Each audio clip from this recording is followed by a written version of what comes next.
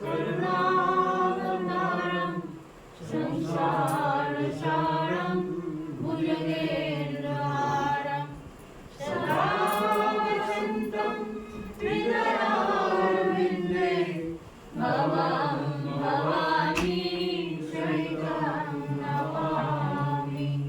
तमेव माता च पिता तमेव तमेव बन्धुश्च सखा तमेव तमेव विद्या द्रविणं तमेव तमेव सर्वं मम देव देव। ॐ पूर्णमदं पूर्णमिदं पूर्णात् पूर्णमुदच्यते पूर्णस्य पूर्णमादाय पूर्णमेवावशिष्यते। ॐ शान्ति शान्ति शान्तिः। नारायण हरि ओम् नारायण हरि ओम्। शिव शिव ओम् हर हर ओम् शिव शिव ओम् हर हर ओम् नारायण हरि ओम् नारायण हरि ओम्। परमात्मा अंतर्यामी परमात्मा अंतर्यामी परमात्मा अंतर्यामी परमात्मा अंतर्यामी नारायण हरि ओम् नारायण हरि ओम्। शिव शिव ओम् हर हर ओम् शिव शिव ओम् हर हर ओम् नारायण हरि ओम् नारायण हरि ओम् नारायण हरि ओम्।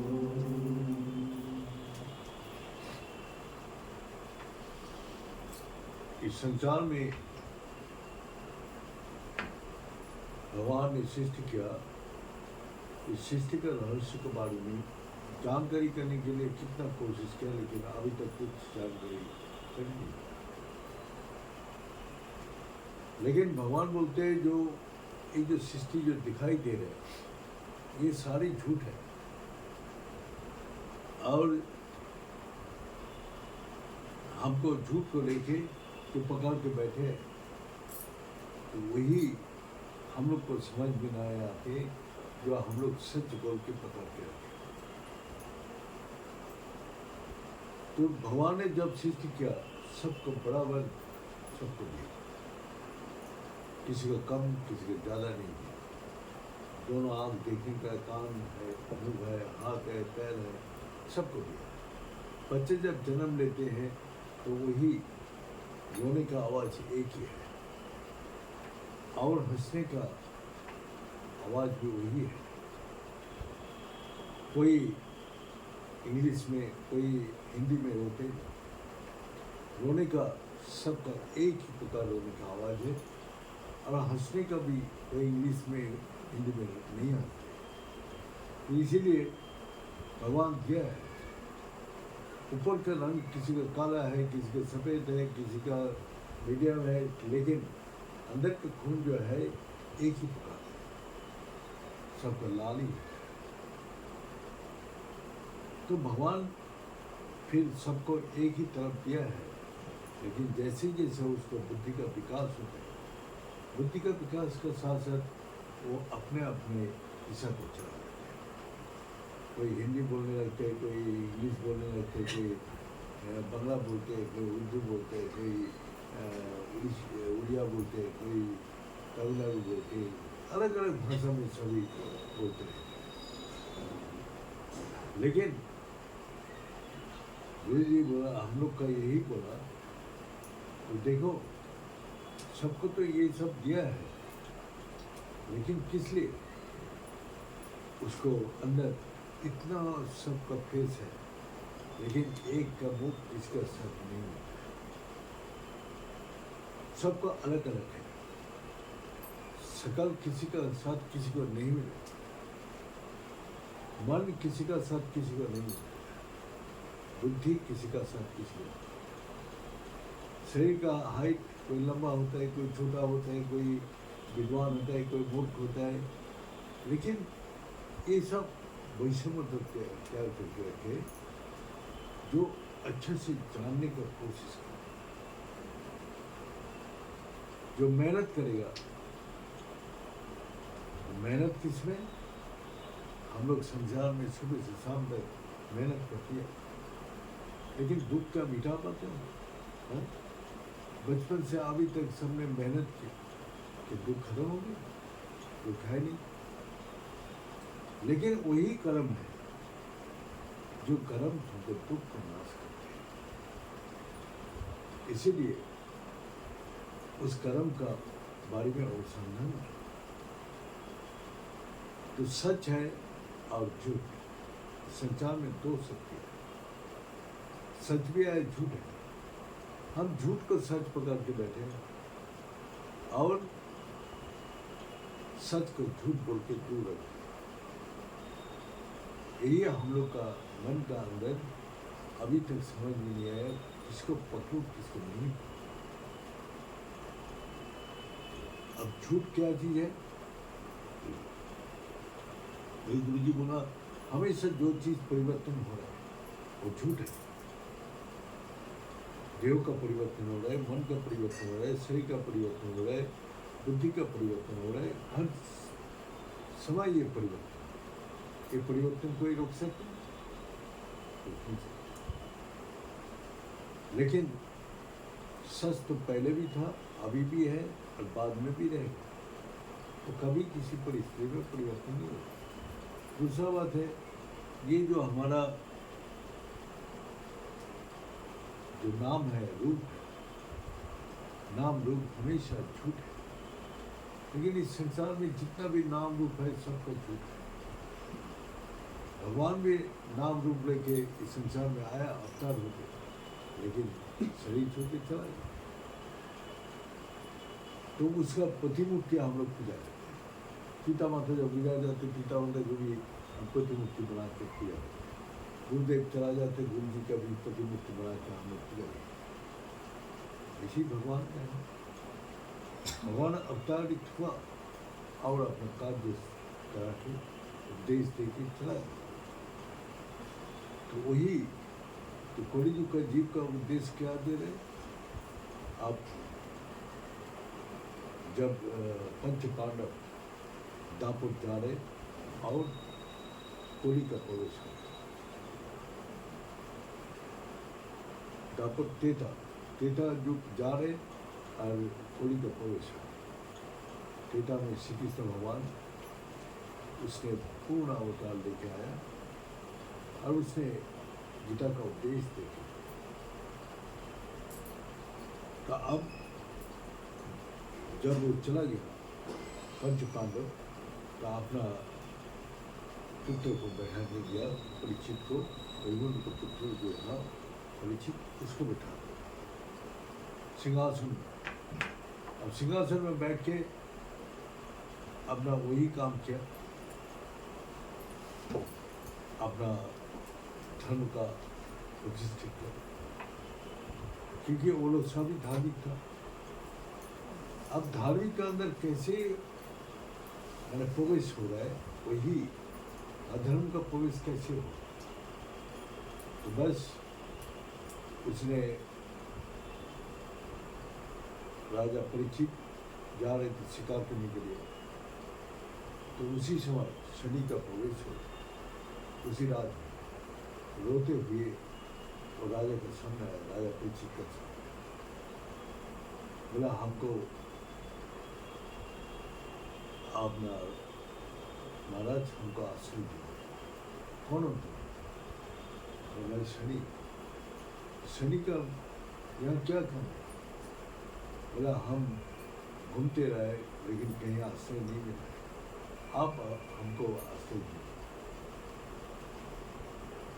तो बोलते हैं हम लोग शनि देवता को बहुत उग्र बहुत क्रूर मानते हैं, लेकिन नहीं, शनिदेव धर्म का प्रतीक है। वो धर्म का जो अनुशासन करते हैं, जो धर्म का आचरण करते हैं, उसको शनि उसका प्रसन्न होता है और उसको सब कुछ में समृद्धि करते हैं।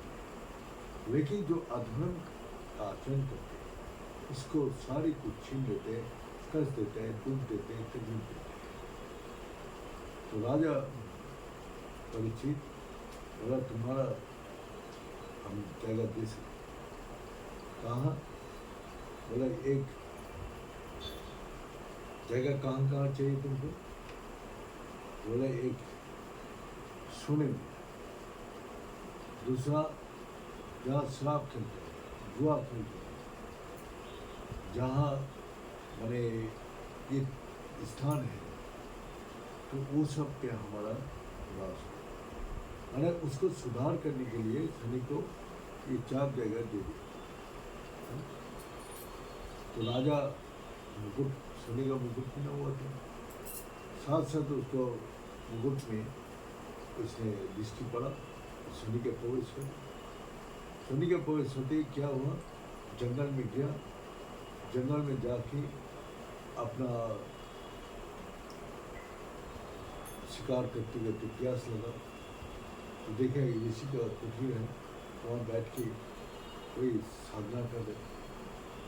तो उसके पास जाके ना उसने उठ के खड़ा हुआ, ना उसको पानी मांगा तो पानी दिया। राजा उसका बुद्धि भ्रष्ट हो गया, साथ साथ एक मरा हुआ सांप पड़ा हुआ था, उसको गला में लगा था। अभी वही बालक, उसका पुत्र, अष्टम वर्ष का बालक, ऋषि पुत्र, जन्म से जो सिद्ध है, उसको पिता का ये हाल देख के उसको खबर दिया। उसने साथ साथ ना देख के बोला, मेरा पिता का ऐसा हाल किया। उसको भी 7 दिन में अपना तक्षक काट के उसको खत्म कर दिया। तो जब उसके पिता को जाके समाधि से उठा, तो बोला, पुत्र ये क्या क्या? वो हमारा राज में राजा है, वो हम लोग का सबको देखभाल करते हैं, ये वो सब क्यों दिया? तो उसने फिर अपना दिया, राजा परीक्षित को बताया कि हमारा ऋषि पुत्र जो है आपको इसी प्रकार कोई शाप दे, आपको 7 दिन का अंदर ही तक्षक मर के आपको मृत्यु है।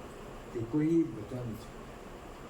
बचा सकते हैं एक जो आपको भागवत कथा जो सुना पाएगा, जो भागवत कथा सुनाएगा, जो भागवत अनुभूति कराएगा, वही आपको बचा सकता। आप कुछ नहीं, सारी जगह घेरा बिरा दिया, सब आया भागवत कथा सुनाने के लिए, लेकिन उसको चिंता भय से वो मुक्त नहीं है। चिंता भय में हमेशा लगा रहता है। क्या खाना चला गया, सोना चला गया, खाना पीना सोना सब बंद हो गया। उसको वही माँ सिर में घूम रहे, 7 दिन बाद मेरा माँ क्या सोएगा, क्या खाएगा, क्या वो सिंहासन में बैठेगा, वो जो चारों तरफ तो उसका दिमाग इंसान। तो इसी प्रकार अब कोई मिल रहे नहीं, तो उसको बाद पता चला कि भागवत कथा शिरोमणि वही जो व्यासपुत्र सुखदेव, वही उसको मुख से अगर सुना जाए तो फिर ये मृत्यु भय से मुक्त हो जाए। अब उसको बुलाया, आया, आके उसने देखा जो सब सभा में बैठे हैं, राजा उदास होकर बैठे, खाना पीना चिंता में भय में बैठा है।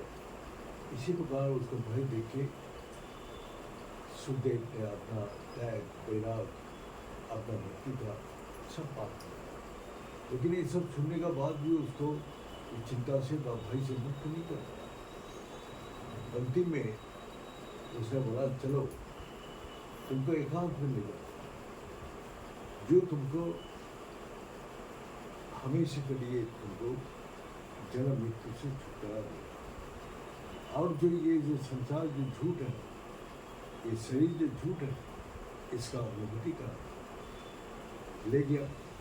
ले जाके उसने बोला यही देखो, यही आत्मा है तुम्हारा अंदर, वो तुम्हारा सांसों में बैठे हैं, और यही तुम प्राणमय स्थित है। तुम जब स्थिर हो जाओगे तो ये दोनों अलग हो जाएंगे। और अलग होने के बाद तुम झूठ को त्याग करो और सच को, आत्मा के साथ अपने देखो। आत्मा जन्म मृत्यु खुदा की स्मरण सबसे परे है। आत्मा को अस्त्र से, अग्नि से, कोई चीज़ से नष्ट नहीं किया जाए। वो हमेशा अविनाशी है और सब विनाशी है। इस संसार में एक ही सच है जो तुम्हारा अंदर है, ये बाहर ढूंढ के नहीं मिलेगा, तुम अपने अंदर ले जाओ। तब उसने अनुभूति करा आत्मा का। आत्मा का अनुभूति करती उसने सब भय से, चिंता से मुक्त हो गया। तब उसने खुद ही आह्वान किया तक्षक को। 7 दिन पूरा हो गया तो वो तक्षक ब्राह्मण का वेश में आया, तो उसने आशीर्वाद दिया। और उसी आशीर्वाद फूल में तक्षक बैठा हुआ था। उसने विशाल रूप धारण किया। धारण करके उसको जब दर्शन किया, दर्शन करने से पहले आत्मा शरीर से अलग कर दिया। और आत्मा तो ऐसे ही मरा, देह तो ऐसे ही मरा पड़ा है। और आत्मा जब निकल गया तो उसको कोई कष्ट महसूस नहीं हुआ। देह तो पहले भी मरा पड़ा हुआ है, और बाद में हम लोग छोड़ देते तब वो हम तो यही भय से, चिंता से, शारीरिक कष्ट से हमेशा के लिए मुक्त हो गया। तो आत्मा बाहर ढूंढ के नहीं मिलेगा, किताब पढ़ के नहीं मिलेगा, ये सत्संग सुन के नहीं मिलेगा। सत्संग करो, सत्य के साथ अपने जोड़ो। सतरूपी परमात्मा वही आत्मा हमारा अंदर है, उसके साथ जोड़ने का कोशिश करो। वही तुमको सब चिंता भय से, जन्म मृत्यु से हमेशा के लिए मुक्त करेगा। तो यही संसार में आने का उद्देश्य हमारा है। हमारा पास ही, इतना पास ही वो आत्मा शक्ति है जिसको हम लोग अनुसंधान नहीं करते और चिंता भय में हमेशा मगन रहती है। कैसी इतना काम करता हूँ, इतना संसार में हमें समाज देता हूँ, मैंने बचपन से लेकर अभी तक जितना भी कला, कष्ट, दुख, चिंता भय से मुक्त होने के लिए, किंतु कोई बोल सकते जो हम कष्ट दुख से मुक्त हो गए, हम चिंता भय से मुक्त हो गए, नहीं बोल सकते, क्योंकि वो अनित्यमय संसार है। इसीलिए वो आज सुखी है तो कल दुखी है, आज वो आनंद में है कल वो कष्ट में भोगेगा, आज शांति में है कल अशांति है। लेकिन परमात्मा में वो सच्चिदानंद स्वरूप, वो सच है, वो चैतन्य स्वरूप है और वही आनंद स्वरूप है। तो आनंद जिसका हृदय में विराजमान रहते, उसको कभी भी इस संसार को कोई चीज वहाँ प्रवेश नहीं कर सकता। इसीलिए आत्मा में राजा परीक्षित स्थिर होकर शरीर को त्याग करके चला गया। जैसे ही वो डग मारा तो वो जल के राख होकर उड़ गया। तो यही भागवत कथा में यही सुनाते हैं जो 7 दिन इस 7 दिन जो है सोमवार से लेकर शनिवार तक इतवार तक 7 दिन होता है। 7 दिन में ही सबको मौत और कोई डेट नहीं है। और यही 7 दिन का अंदर ही हमको धर्म करना पड़ता है। 7 दिन लगातार धर्म करो और यही जब अपना चिंता भय से जब मुक्त हो जाएगा, जब आत्मा में अपने को मुक्त कर जाएगा। तो इसीलिए राजा परीक्षित को सुखदेव ने उसके साथ जुड़ने से वो सब चिंता भय से हमेशा कभी मुक्त होकर परम मुक्ति को प्राप्त करें। ये बोलते आज मैं जवाब देता हूँ।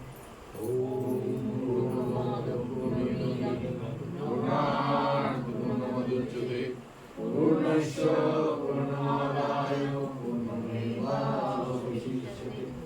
ओम शांति शांति शांति।